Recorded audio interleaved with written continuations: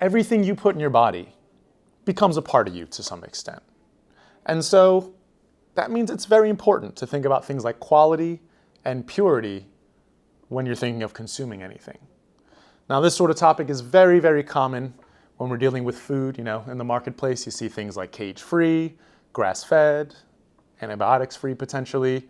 And these sort of words inspire thoughts of quality concerning your health and the quality of the item itself. Now, in cannabis, we find very similar thinking, but dare I say even more passionately. And we'll find high-quality products as well, but they use different terms in our market. They might call it things like full spectrum, live resin, or exotic genetics, things of the like.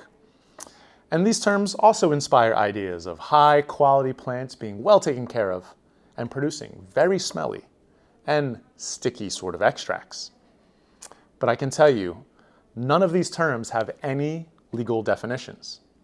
And that means that sometimes we can find they're used in ways that are not very accurate and especially not very helpful. So it does actually kind of make you wonder, what's exactly going on in our products? Because if these words mean very little, then what should we really expect? Well, that's why today we're going to take a very deep look into live resin extracts, both dabs and cartridge based. And we're going to try to figure out a couple things. What does it really mean to be a live product? Is there a clear difference between a formula in a cartridge and one in a dab container? And what is a liquefier exactly? And why do they add them to our live resin cartridges? Well, I'm Scott. This is the Daily Dose. And today, we're going to give you a live take on the truth behind live resin.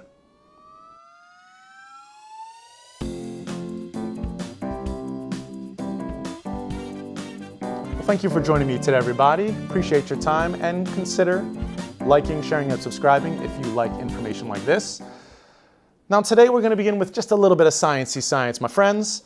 You see, to really understand what's going on in live resin, we do have to understand just a little bit about cannabinoids, specifically THC, the main cannabinoid, and its sort of off-cut cousin, THCA, which is the acidic form of THC. Now, really, these two things you'll see on a lot of products we sell. One form, THC, is the active form as we consider it, and that is the form that usually gets you to where you're going. This is why cannabis has been prohibited, and it's why it seems to have such a medicinal really focus nowadays. THC is the primary mover in cannabis, but THCA is still an important factor. Ideally, when the plant grows raw, it's all THCA when it starts. So one big thing we know when we see THC or THCA is that THC is activated. It's been one word we call decarboxylated. Some people say decarb for short, and this means that it's been cooked really.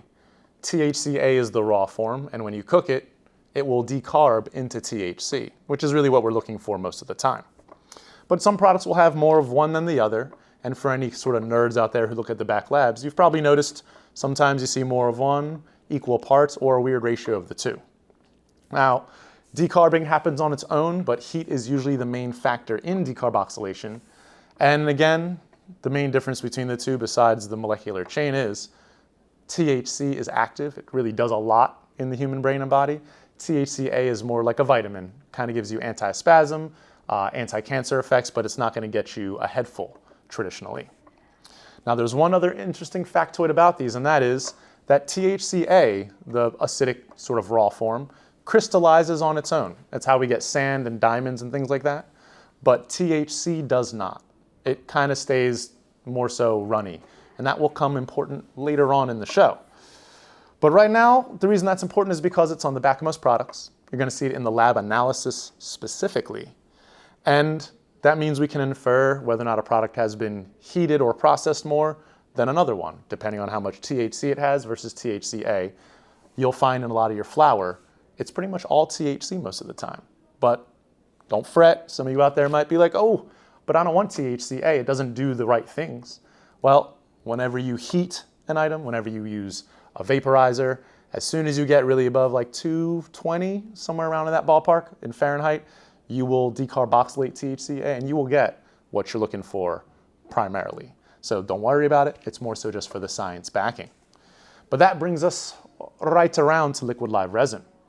You see, whenever you talk to anybody about live resin, the story usually has one major plot device. Live resin products are made from fresh, frozen plant material. And so that means that if I have a plant over here that's live resin, as soon as I cut it, I'm going to freeze it and preserve it, sort of like vegetables in the market. Make sure the flavor's right, make sure the cannabinoids are tight. Ideally, that's going to taste very, very fresh. But on the other side, I might have a product which is cured, which means we've let it ferment, we've let it sit, dry, and change states. And so most of the cannabis we get in a jar, if you buy the raw plant itself, is going to be cured. But even when you cure it, you still have mostly THCA in the flower. So we know time doesn't do a whole lot for it. Ideally, live resin still counts because we're really preserving terpenes more than anything. Terpenes, we lose them very quickly. If you can smell it, that means the plant is letting go of it. And we actually are excited to have a show coming up soon. It's terpenes in 2 minutes, so please check that out if you want to find more about exactly what we were talking about with our terpenes and our essential oils. But really with liquid live resin, all in all, we just know there's going to be a better flavor and more terps due to that flash, frozen, fresh material. It's a big old mouthful. So whenever I'm looking at labs, I can sort of tell exactly how much something's been processed based on the THC and THCA content.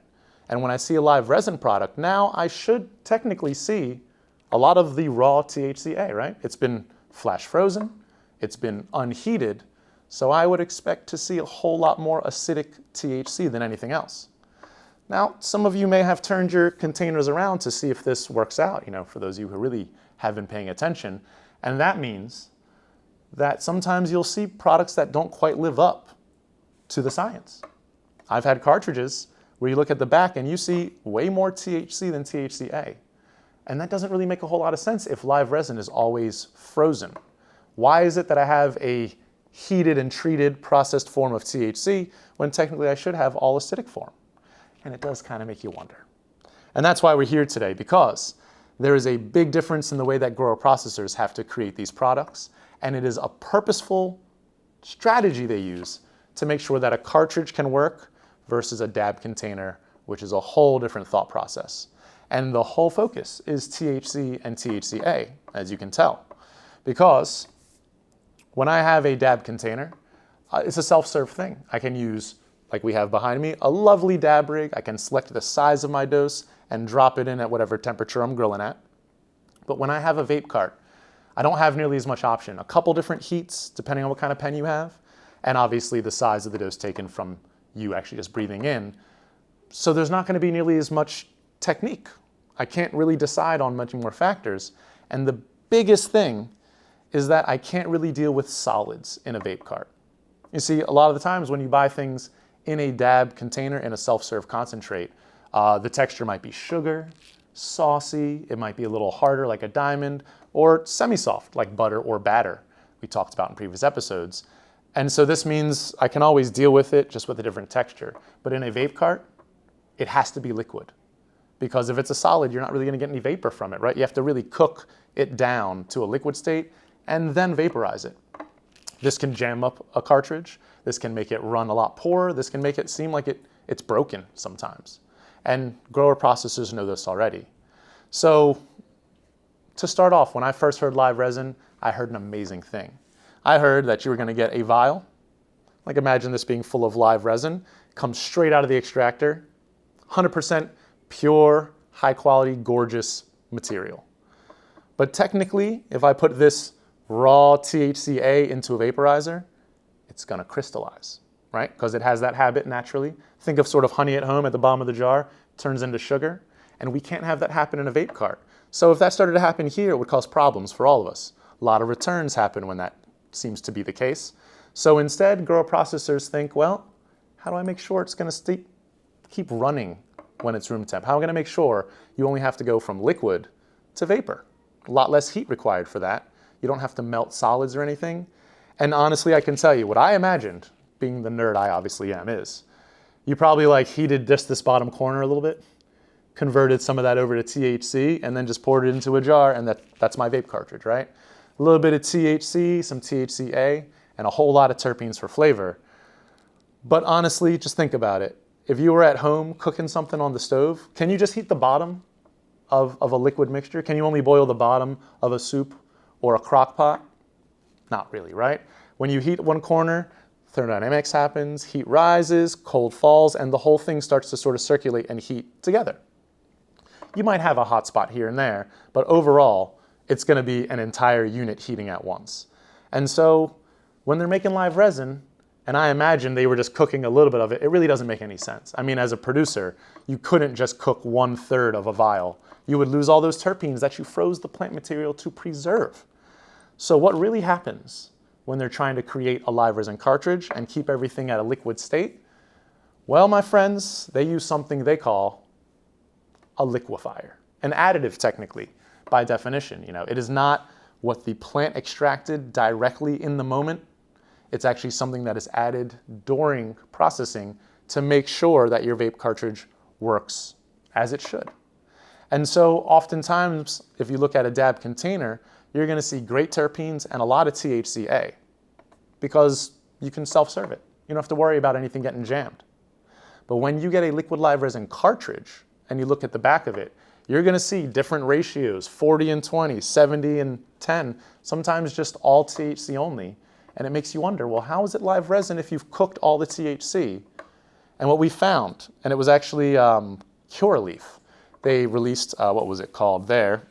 And I quote, Select Elite Live Cartridges to us not too long ago, and they're a beautiful product. And they mentioned, they were very honest and said, we have to add a liquefier to it to keep things flowing, keep things moving right. And they said they added distillate THC. And the crowd went wild, but for the wrong reason. Because people were then like, well, wait, what's going on? I thought it was live resin. Why do I have distillate in my live resin? And they didn't really think it through, right? And I'm as guilty. I just thought they're just cooking the corner of it. But if you're really going to make a beautiful live resin product, you don't want to cook it at all. You want to save those terps. So generally, it makes perfect sense why you'd make a solution, a formula in a lot of ways. And you would take your live resin and add a little bit of THC to make sure it can stay liquid at room temperature. And you don't have to believe me on this necessarily. This is information that I found out. It was new to me at some point. So we're going to cut to a little clip, and one of our grower processors is going to let you know a little about how they exactly deal with this factor themselves. So we'll cut to live clip right now. Well, welcome to a brief between two buds, I guess. I'm here joined with Luke from Moxie, our GP of the day, and we're here to talk a little bit about liquid live resin and liquefiers. Thanks for joining me today, Luke. Absolutely. Thanks, Scott. Making the drive. So if you like, what makes Moxie liquid live resin so desirable? What makes your process different? Definitely the taste. I think when you pick up, whether it's Golden Cobra, Lemon OG, you're going to know exactly which strain that is as you take that pull. There's not going to be any question of, they all taste the same. They're all unique in their profile. Now, as far as when you're doing extraction, do you guys do anything different when you're loading the extractor than other companies? What do you take pride in especially? So through extraction, all of our live resin is whole bud, fresh frozen. So we're not taking trim runs to produce concentrates or live resin carts. We're taking that whole plant, putting in the PX10 and doing that extraction, starting the same way for whether it's a live resin sugar or live resin cart. Nice, nice. So once we look at carts specifically, this is the topic of the episode, what might you have to do differently with carts versus sort of the dabs in a container to get them to function properly? What's the role of liquefiers? So everything starts in the same format, but then when we decide if it's going to be live resin cart, live resin sugar, we actually with live resin carts isolate the THCA from the terps, and then activate that THCA, put them back together. So it's all coming from that same single batch. A lot of times while you'll see our live resin carts either cycle through or be smaller batch is because they're coming from one single batch. Right, so it's not that you're making really a salad and then putting the extractor, it's really that liquid live resin is that plant. Exactly, that fresh frozen bag comes through, says Slimer, that single batch, I know it was one of yours, that's why I dropped it in, that single batch is what's going through into that live resin cart. Right on, and this is really one of the reasons why I brought them by. When you're making carts, you have to strategize to make sure things stay liquid when you have to use them, because otherwise sugar's up, right? And that cart jams pretty bad. Yeah, we found that if you look, just happen to have one handy right here, when you're looking at and all of our live resin carts always come in a black box or liquid Moxie in a white box, but on the cannabinoid profile here on the back, typically you'll see about 50% THC and 20 to 30% THCA depending on the strain. So that THCA is the live resin. That's what's coming back in with that terp. So that's one thing that really sets us apart in that live resin cart is you see all that live resin still in there. Right on, right on. And this is something that if you turn your carts around, you're going to notice there's always a ratio going on. It could be mostly THC or a little bit of THC and the acidic THCA. But thank you very much for joining us with that and making the trip. Keep in mind we are running a Moxie sale right now too, $10 off liquid live resin cartridges until we say otherwise. But back to the studio, Scott. Thank you once again. Thanks, Scott. Oh, well, that was a word from one of our grower processors concerning the matter. So now you can understand exactly why this is such an important factor. You really do have to think about exactly what's going on in the cartridge versus the dab container to figure out how the formula works. You know, understanding this really does mean being able to better identify things like purity and quality of process and product when you're in the dispensary, because we all know that the best decisions are informed. And so hopefully you'll find this information helpful whenever you get a chance to stare at the back of your labs. Now, when you read those cannabinoids and terpenes, you'll just have a little bit more ideas concerning exactly what that means and what it means for your health and your body overall. But that's all we have for you on today's show. Thank you for joining me once again, and be sure to check out more videos that we have on the Terra Vita Education channel on YouTube. Also, be sure to check out VOWD, that's our nonprofit for victims of the war on drugs, as they are always there trying to help our community heal and build even stronger with all this new cannabis rights that we've been able to find. Now, until next time, this has been Scott from the Daily Dose Desk, reminding you to be liquid and keep it flowing. I'll see you next time. Good job. In and out, brothers.